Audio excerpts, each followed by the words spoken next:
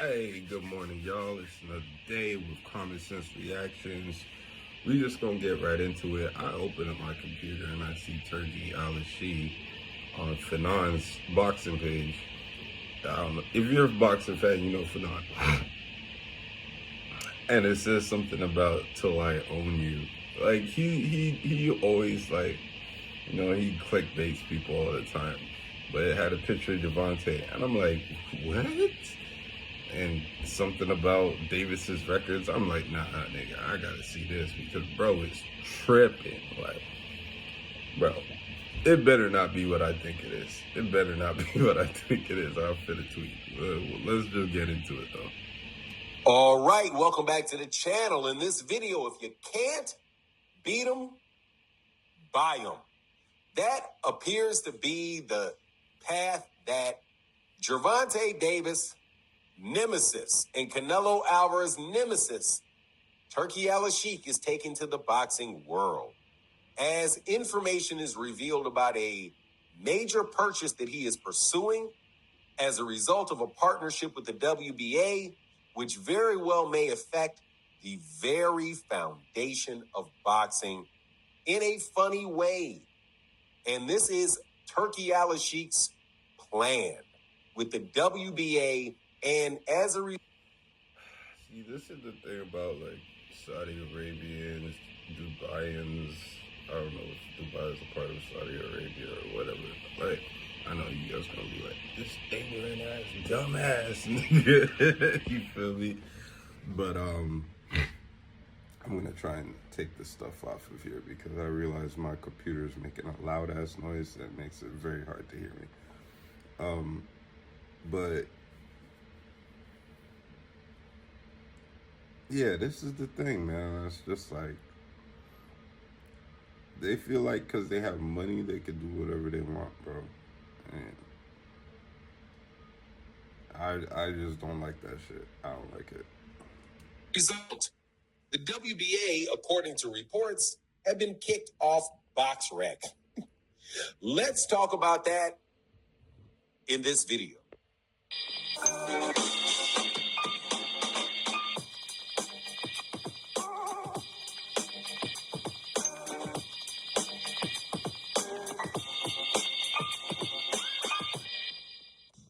All right, welcome back to the channel. It's your boy Fanon.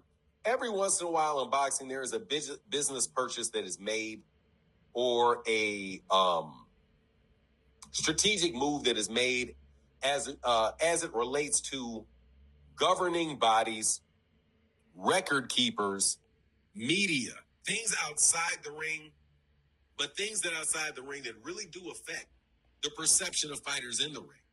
And if you can affect the perception that people have of fighters in the ring, then you have control over that particular fighter in large degree. You can affect how people view him. And it appears as if that is a plan. There's a plan in motion for Turki Al-Shi to control a large perception, in large part, the perception of not only every fighter that is actively fighting, but every fighter that has ever fought in the sport of boxing, as he has attempted to buy BoxRec, and he is attempting, according to reports, to replace BoxRec with Fight Facts, which would allow him to have access and control over every professional boxing record that there is, and all the information that is researched about a particular fighter as it relates. America, if you let this happen, it's just like you're selling your country piece by piece, bro. Piece by piece. I'm not even gonna get too political, but we all know there's certain countries that the U.S. owes like trillions of dollars to, and people are gradually starting to come over here and buy more land and stuff like that. It's just, this is weird, fam. This is weird. This is a guy who doesn't even understand boxing culture. He just is a fan, a casual fan, and who with a lot of money. And you're gonna let him get into. I already know they're going to do it because they're all about whatever will make them the most amount of money.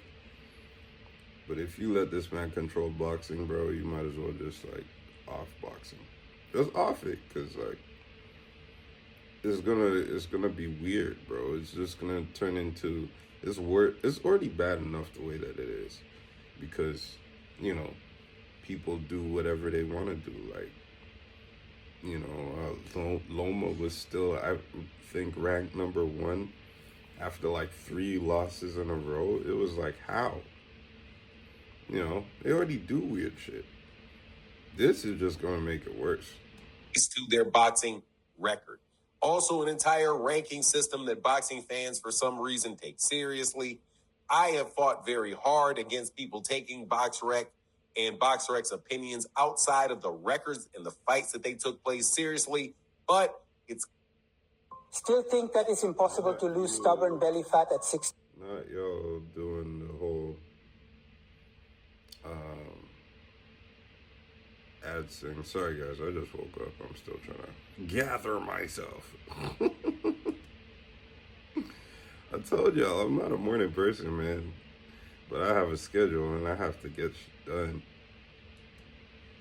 It's kind of like Ring Magazine, when Ring Magazine was purchased by Oscar de la Hoya, and Ring Magazine ceased to be I don't know if it ever was, but an independent journalist, an organization of independent journalists giving their thoughts about an industry to fans. Ring Magazine turned into the property of Oscar de la Hoya that is now basically putting out press releases for whatever fighters that their owner wants to promote. So, Turki Al-Sheikh, what does it mean? Hold on, did anybody know Oscar de la Hoya had that type of money? I didn't. Like, in order to purchase a whole magazine, he must have spent at least $250,000, which means he had to have at least another quarter tucked up. Do you know if he's at $1 billion yet? Yo, let's do this. We're going to Google right now. Oscar de la Hoya net worth 2024. 200 million. What'd they sell it to him for? 4? That's crazy. I want to see how much Floyd is worth. Would Floyd be lying? Floyd Mayweather net worth 450 million. I thought you were a billionaire, bro. You be lying, fam. Bro said he had a couple $1 billion properties in the works and stuff like that. You be lying, fam. We gonna get to Floyd another day, bro, because that dude is a legend, but a hater, and I feel like that's ruining his legacy. If he buys BoxRec, if he replaces BoxRec with Fight Facts. First of all, BoxRec is, for most hardcore boxing fans, something that you go to every day. Almost every single solitary day, every single solitary fight that there is, I go to BoxRec to look up what the record of the fighter is, to refresh my memory about what fights that he had, who did the fighters that he's fighting. BoxRec has a lot to do with people that want to gamble on fights. BoxRec is where you go if fighters are trying to figure out who they're going to fight next and what type of opponents they should be looking at. They live in BoxRec because BoxRec is pretty much the official record for all boxing that most people in the world, all over the world, look to. You've seen on multiple occasions people, especially like ESPN, when they present records, playing with those records.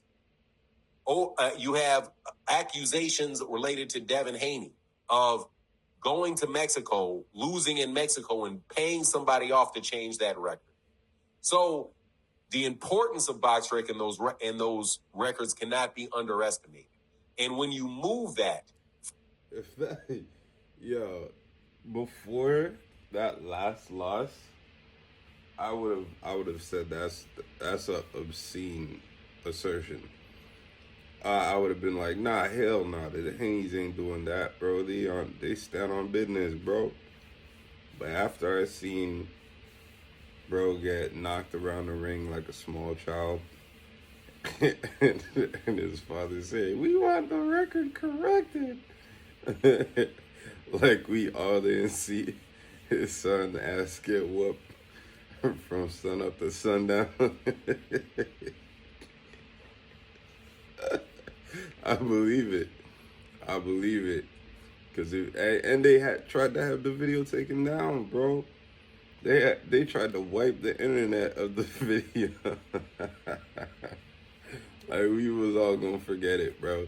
They just tried to erase it from history so it's not in the record books. Like, you know, in the future it's just gonna say Devin Haney 50-0 or whatever the case. I mean, I could understand getting the record corrected in that situation, but trying to wipe the videos is a little wild.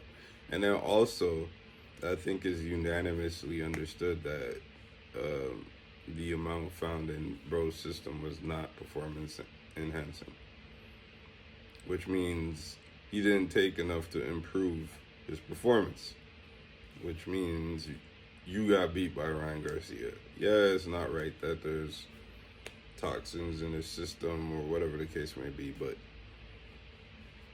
the point is it didn't help him. It didn't help him. From an independent organization, at least on its face that it's independent, to having it owned by somebody that is in the business of boxing who has self-interest in the perception of fighters of one fighter over the other, who can rewrite algorithms to list people and figure out exactly how they're going to credit somebody to get them higher in the rankings for perception. That should not be in the hands of somebody that has a vested interest in it. But the WBC agreed to the WBA agreed to a partnership with Turki Al-Sheikh. And so the WBA, so BoxRec, my understanding is, and shout out to Brunch Boxing over on Twitter, the Twitter space, because that's where this information came from. It's just a disaster. It's something that you will never touch. Like most boxing fans out there in the world who don't pay attention to it every day, they're not even going to notice the change. They're not there. However, please understand that once you have an official site that lists things and you can claim it's independent, people start looking at that versus looking at the rankings of the actual sanctioning bodies. They're going to look for the pound for pound list over there. They're going to look and say, oh, you've never fought a top 10 opponent. Top 10 opponent according to who? Top 10 opponent according to Fight Facts. Top 10 opponent according to BoxRec. Well, how do you know they're a top 10? Well, because we got this algorithm, and the algorithm looks at who they fought and who their opponents had fought before that, and they come up with a standard system, and there you go. If you've ever read a book or heard of the book Methods of Weapons of Math, MATH Destruction, you understand algorithms and all that, those type of predictive type of things. They all can be manipulated, or they're all subject to rules that are laid out by the person that writes it.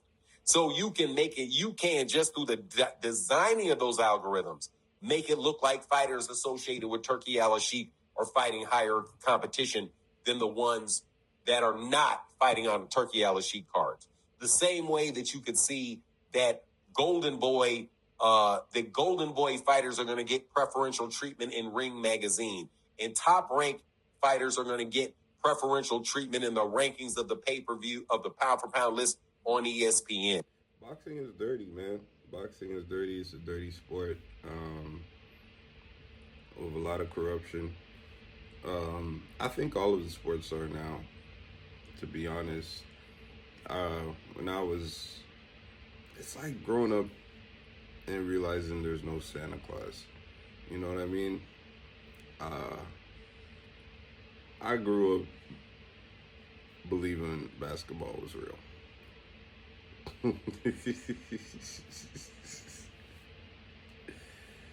And when I got old enough, I started seeing like, nah, this should be following a certain storyline. I don't know if it's always been like that. Maybe basketball was real when we were young. But if it seems to follow a certain storyline now, you know what I mean? NFL too. Like, people are gonna win based on whatever section of the country needs an emotional boost at that time. To be real, you know what I mean? It's like things are thrown in a certain direction.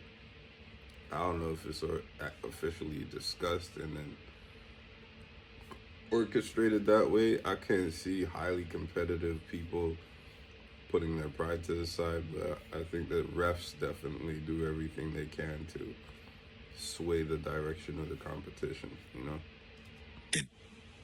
I don't like it. It's very, very dangerous, and I don't personally think that it should be allowed. Now, as far as the websites themselves, Fight Facts has been around for a long time. Fight Facts was actually the original record keeper that was named in the Muhammad Ali Act for the American Council, ABC, which is the Association of Boxing Commissions, that oversees in the United States the WBA, the WBC, the IBF, and the WBO, and the IBO as well. They were the official ones. So their system is good, but it seems, and they have been keeping records for a very long time. They were the original one, but people shifted and looked at more of the commercially viable application called BoxRec. And I think that the ABC eventually started partnering with BoxRec. So I don't think it's much of an issue to go back to Fight Facts, because Fight Facts original records, I think that they were more reliable than BoxRec's. But they stopped really operating after a while, and it was impossible to get reports from them. Bringing it back as something that is privately owned, but owned by Turki Al-Sheikh, who knows what's going to go on with that stuff. But anyway, that's my take on the matter. Facts, bro. Is just throwing money around trying to. I think he's clowning the U.S. to be honest. Like, I think he looks at like the U.S. as peasants, bro. Like, I think he looks at America and all of its citizens as peasants, and he's just at the top, just like this, like just trickling crumbs and being like, yeah, dance for me, you little bitches. You know what I'm saying? It's like, I don't think he respects anybody. I don't think he respects, like you could see with what happened with Canelo. He tries to set up a meeting with Canelo. Canelo says, not right now. I'll handle it. Once I'm done this, my mind is focused on this right now. He has a hissy fit because he's a prince and he's used to getting his way. Every time he says he wants something, people got to drop down and double wrist twist his meat. You feel me? And Canelo was like, nah, man. Not right now. Like, we'll do that later. I'm not even interested anymore. Fuck all that. You know what I mean? Trying to dictate to Gervonta. Gervonta said, bitch, send me 2 Lamborghinis. Then we talk. You got like 40 parked in your crib, bro. All you had to do is send them 2. He didn't say brand new. He didn't say fresh off the lot. He said, send me 2 Lamborghinis. All you had to do is pack up 2 of your Lamborghinis and send it. But you want to be the boss. You want to swing your nuts with your money like that means something to these niggas. They already got money, bro. They might not be thirsty like that. They might not need the extra whatever you're offering. Because obviously you're not offering the number that he's talking about. They're talking about, bro said 150 mil. Next dude said 2 Lamborghinis. You don't want to give them what they want. You want to be the boss and you want to tell them what they're going to accept. It's not going to happen like that, bro. It's not going to happen like that. and I hope it stays like that. But it's too many guys who aren't making big money for it not to go that way. You know what I'm saying? There's a lot of guys that aren't making 30 mil, 40 mil off of every fight. A lot of guys. Most of them aren't. You know what I mean? There's two guys at the top who make major bread because they make major sales. And once those guys are out of the sport, you know, it's free market. Turkey might not be alive or you know what I mean? Shit, he might not even be still trying to pursue boxing at that point, but that's going to go down to his son. And his son is going to be boxing is around and stuff like that. But there will always be two guys at the top who could stand on their square. But the point is, if this goes into effect before the next two boxers are at the top and making the big money,